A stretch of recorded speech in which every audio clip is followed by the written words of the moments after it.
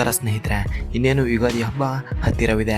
ಆದರೆ ಸ್ನೇಹಿತರೆ, ಈ ಹಬ್ಬಗಳನ್ನು ಕೇವಲ ನಾವು ಆಚರಿಸಿ ಬಿಡದೆ ಅದರ ಹಿನ್ನೆಲೆಗಳನ್ನು ತಿಳಿದುಕೊಳ್ಳಬೇಕು.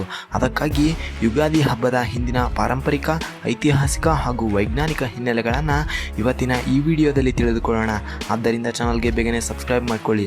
ಸ್ನೇಹಿತರೆ, ಇಡೀ ವಿಶ್ವದೆಲ್ಲೆಡೆ ಜನವರಿ 1 ಹೊಸ ವರ್ಷ ಎಂದು ಅದ್ದೂರಿಯಿಂದ ಕೇಕ್ ಕಟ್ ಮಾಡ್ತಾ, ಎಣ್ಣೆ ಹೊಡೆದು ಮಜಾ ಮಾಡ್ತಾ, ರಸ್ತೆಗಳಲ್ಲಿ ತೇಲಾಡ್ತಾ ನ್ಯೂ ಇಯರ್ ಅಂದರೆ ಹೊಸ ವರ್ಷ ಎಂದು ಆಚರಿಸುತ್ತಾರೆ. ಆದರೆ ನಮ್ಮ ಭಾರತದ ಹಿಂದೂ ಪುರಾಣ ಇದನ್ನು ಎಂದಿಗೂ ಸಹ ಒಪ್ಪುವುದಿಲ್ಲ. ಏಕೆಂದರೆ ನಮ್ಮ ಹಿಂದೂ ಪುರಾಣದ ಪ್ರಕಾರ ಯುಗಾದಿ ಹಬ್ಬವನ್ನು ಹೊಸ ವರ್ಷ ಎಂದು ಹೇಳುತ್ತೇವೆ.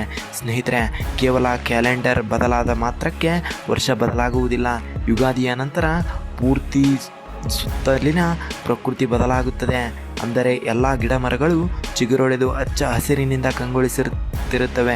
ಸ್ನೇಹಿತರೆ, ಇದಷ್ಟೇ ಕಾರಣ ಅಲ್ಲ. ಹಿಂದೂ ಪುರಾಣಗಳ ಪ್ರಕಾರ ಸೃಷ್ಟಿಯ ಆರಂಭವನ್ನು ಬ್ರಹ್ಮದೇವನು ಈ ದಿನವೇ ಪ್ರಾರಂಭಿಸಿದ್ದರೆಂದು ಹೇಳಲಾಗುತ್ತದೆ. ಇದು ಸಹ ಒಂದು ಕಾರಣವಾಗಿದೆ. ಆದ್ದರಿಂದ ಯುಗಾದಿ ಹಬ್ಬವನ್ನು ಸೃಷ್ಟಿಯ ಆರಂಭದ ದಿನ ಎಂದು ಹಲವಾರು ಜನ ನಂಬುತ್ತಾರೆ. ಯುಗಾದಿಯು ಸಾಮಾನ್ಯವಾಗಿ ಚೈತ್ರ ಮಾಸದ ಮೊದಲ ದಿನ ಬರುತ್ತದೆ. ಇದು ಹಿಂದೂ ಪಂಚಾಂಗದ ಪ್ರಕಾರ ಹೊಸ ವರ್ಷದ ಆರಂಭ. ಯುಗಾದಿ ಹಬ್ಬದ ಆಚರಣೆ ಹೇಗಿರುತ್ತೆ ಅಂದರೆ, ಹಬ್ಬದ ದಿನ ಬೆಳಗ್ಗೆ ಬೇಗ ಎದ್ದು ಸ್ನಾನ ಮಾಡಿ ಹೊಸ ಬಟ್ಟೆಗಳನ್ನು ಧರಿಸಿ ಮನೆಯ ಬಾಗಿಲಿಗೆ ಮಾವಿನ ಎಲೆಗಳಿಂದ ತೋರಣ ಕಟ್ಟಲಾಗುತ್ತದೆ.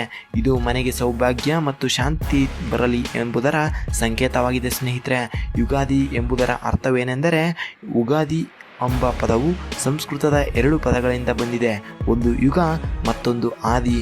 ಅಂದರೆ ಯುಗದ ಆರಂಭ ಅಥವಾ ಹೊಸ ಯುಗದ ಪ್ರಾರಂಭ ಎಂಬುದು ಇದರ ಅರ್ಥವಾಗಿದೆ. ಸ್ನೇಹಿತರೆ, ಇಂದು ನಾವೆಲ್ಲರೂ ಬದುಕುತ್ತಿರುವ ಈ ಬ್ರಹ್ಮಾಂಡದ ಮೊದಲ ದಿನವೇ ಈ ಯುಗಾದಿ ದಿನ ಆಗಿತ್ತು. ಆದ್ದರಿಂದ ನಮ್ಮ ಸಂಪ್ರದಾಯವು ಈ ಹಬ್ಬವನ್ನು ಹೊಸ ವರ್ಷ ಎಂದು ಕರೆಯುತ್ತದೆ. ಮತ್ತು ಇನ್ನೊಂದೇನೆಂದರೆ, ಶ್ರೀರಾಮನು ಈ ದಿನವೇ ರಾವಣನನ್ನು ಸಂಹರಿಸಿ ಅಯೋಧ್ಯೆಗೆ ಆಗಮಿಸಿರುತ್ತಾನೆ. ಸ್ನೇಹಿತರೆ, ಇನ್ನು ಈ ಹಬ್ಬವನ್ನು ಆಚರಿಸಲು ವೈಜ್ಞಾನಿಕ ಕಾರಣಗಳೇನೆಂದರೆ, ಈ ದಿನ ಸೂರ್ಯ ಮತ್ತು ಚಂದ್ರ ಭೂಮಿಗೆ ಪೂರ್ತಿ ಪ್ರಮಾಣದ ಪ್ರಕಾಶವನ್ನು ಕೊಡ್ತಾರೆ. ಆಕಾಶವು ಶುಭ್ರತೆಯಿಂದ ಕೂಡಿರುತ್ತೆ. ಗಿಡ ಮರಗಳು ಹೊಸ ಕೊಂಬೆಗಳ ಜೊತೆ ಹೊಸ ಚಿಗುರನ್ನು ಬಿಡುವ ಕಾಲ ಈ ವಸಂತ ಋತುವಾಗಿದೆ.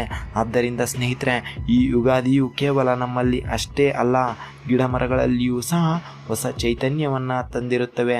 ಆದ್ದರಿಂದ ಇವೆಲ್ಲವೂ ವೈಜ್ಞಾನಿಕ ಕಾರಣಗಳಾಗಿವೆ. ಇನ್ನು ಯುಗಾದಿಯನ್ನು ಕರ್ನಾಟಕದಲ್ಲಿ 2 ಭಾಗಗಳಾಗಿ ಆಚರಿಸಲಾಗುತ್ತದೆ. ಕರಾವಳಿ ತೀರದಲ್ಲಿ ಸೌರಮಾನ ಯುಗಾದಿಯಾಗಿ ಹಾಗೂ ಉಳಿದ ಭಾಗದ ಜನ ಚಂದ್ರಮಾನ ಯುಗಾದಿಯಾಗಿ ಆಚರಿಸ್ತಾರೆ. ಈ ಯುಗಾದಿ ಹಬ್ಬವನ್ನು ಕೇವಲ ಕರ್ನಾಟಕದಲ್ಲಿ ಮಾತ್ರವಲ್ಲದೆ ಆಂಧ್ರ, ತಮಿಳುನಾಡು, ಕೇರಳ, ಮಹಾರಾಷ್ಟ್ರ, ಪಂಜಾಬ್ ಮತ್ತು ಪಶ್ಚಿಮ ಬಂಗಾಳ ಸೇರಿದಂತೆ ಹರಿಯಾಣ, ಹಿಮಾಚಲ ಪ್ರದೇಶ, ಅಸ್ಸಾಂ ಹೀಗೆ ಸಾಕಷ್ಟು ರಾಜ್ಯಗಳಲ್ಲಿ ಈ ಯುಗಾದಿ ಹಬ್ಬವನ್ನು ಆಚರಿಸುತ್ತಾರೆ. ಇದರಿಂದಲೇ ಈ ಹಬ್ಬಕ್ಕೆ ಇಷ್ಟೊಂದು ಮಹತ್ವವಿದೆ. ಹಾಗೂ ಇದಕ್ಕೆ ಒಂದು ಐತಿಹಾಸಿಕ ಸಂಬಂಧ ಸಹ ಇದೆ. ಶಾತವಾಹನರ ಅರಸನಾದ ಶಾಲಿವಾಹನ ಪ್ರಚಂಡ ಜಯವನ್ನು ದಾಖಲಿಸಿದ್ದ. ಇದರಿಂದ ದಕ್ಷಿಣದಲ್ಲಿ ಶಾತವಾಹನ ಶಕೆಯನ್ನು ಆರಂಭಿಸಲಾಯಿತು. ಈ ಶಾಲಿವಾಹನ ಶಕೆ ಆರಂಭವಾದ ದಿನವೇ ಈ ಯುಗಾದಿ ಹಬ್ಬದ ದಿನ.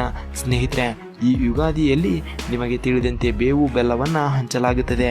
ಸ್ನೇಹಿತರೆ, ಒಂದು ದಿನದಲ್ಲಿ ಹಗಲು ಮತ್ತು ಇರುಳು ಹೀಗೆ ಇರುತ್ತೋ ಅದೇ ರೀತಿ ನಮ್ಮ ಜೀವನದಲ್ಲಿಯೂ ಸಹ ಸುಖ ದುಃಖಗಳು ಕೂಡ ಸಮತೋಲನವಾಗಿರಲಿ ಅಂತ ಬೇವು ಬೆಲ್ಲವನ್ನು ಹಂಚುತ್ತಾರೆ.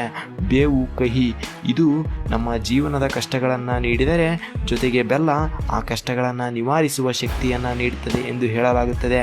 ಸ್ನೇಹಿತರೆ, ಹೇಗೆ ಬಾಯಾರಿದವನಿಗೆ ಮಾತ್ರ ನೀರಿನ ಅವಶ್ಯಕತೆ ತಿಳಿಯುತ್ತೋ ಹಾಗೆ ಕತ್ತಲೆಯನ್ನು ಕಂಡವನು ಮಾತ್ರ ಬೆಳಕನ್ನು ಆನಂದಿಸಬಲ್ಲನು. ಹಾಗೆಯೇ ಜೀವನದಲ್ಲಿ ಕಷ್ಟಗಳನ್ನು ಎದುರಿಸಿದವನಿಗೆ ಮಾತ್ರ ಸುಖದ ಅನುಭವವಾಗುತ್ತದೆ.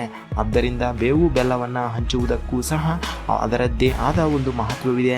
ಸ್ನೇಹಿತರೆ, ಯುಗಾದಿ ಕೇವಲ ಒಂದು ಹಬ್ಬವಲ್ಲ, ಇದು ನಮಗೆ ಹೊಸ ಆರಂಭ, ಹೊಸ ಆಸೆ ಮತ್ತು ಹೊಸ ಕನಸುಗಳ ಸಂಕೇತ. ಹಳೆಯ ತಪ್ಪುಗಳನ್ನು ಮರೆತು ಹೊಸ ಜೀವನವನ್ನು ಪ್ರಾರಂಭಿಸೋಣ ಎಂಬ ಸಂದೇಶವನ್ನು ಈ ಹಬ್ಬ ನಮಗೆ ನೀಡುತ್ತದೆ. ಹಾಗೆ ಸ್ನೇಹಿತರೆ, ಯುಗಾದಿ ಹಬ್ಬವು ನಮ್ಮ ಸಂಸ್ಕೃತಿ ಮತ್ತು ಪರಂಪರೆಯ ಅತ್ಯಂತ ಪ್ರಮುಖ ಹಬ್ಬಗಳಲ್ಲಿ ಒಂದಾಗಿದೆ.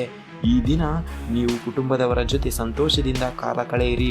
ಹೊಸ ವರ್ಷದಲ್ಲಿ ಎಲ್ಲರಿಗೂ ಸಂತೋಷ, ಆರೋಗ್ಯ ಮತ್ತು ಯಶಸ್ಸು ಸಿಗಲಿ ಎಂದು ಪ್ರಾರ್ಥಿಸೋಣ.